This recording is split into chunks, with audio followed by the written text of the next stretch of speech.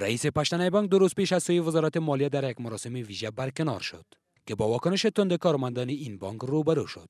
اما تا کنون انگیزه های برکناری وی روشن نشده است. برخی از کارشناسان برکناری همچو افراد را انتقاد می کنند.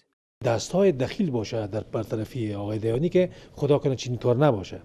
مثلا آقای دیانی ادعا کرد که نوع رقابت بین سکتور خصوصی و سکتور دولتی به نفع سکتور دولتی تبدیل شده بود.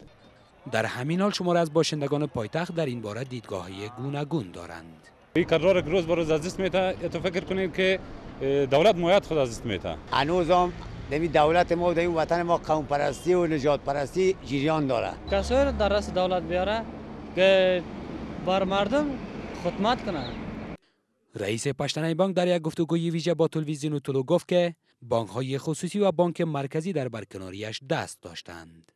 با آنکه آقای دیانی این اتهامات را به بانک مرکزی نسبت می‌دهد، اما مسئولان این بانک با وجود مراجعه مکرر از اظهار نظر در این باره خودداری کردند. از سوی هم وزارت مالیه درباره انگیزه‌های برکناری آقای دیانی پاسخ روشن نمی‌دهد. ما گفتیم گپ خودمون گپ مسئله داریم. دیگه چی بالاتر از چی جواب برکناری چی جواب برکناری چی جواب داشته باشه؟ تصمیم گرفته شد دولت تصمیم گرفت که دولت یک آدم نباشه آدم دیگه باشه. با باور کارشناسان بانک پشتنه 3 سال پیش ورشکست شده بود و اکنون در نتیجه تلاش‌های آقای دیانی با بانک‌های خصوصی بر رقابت می‌پردازد.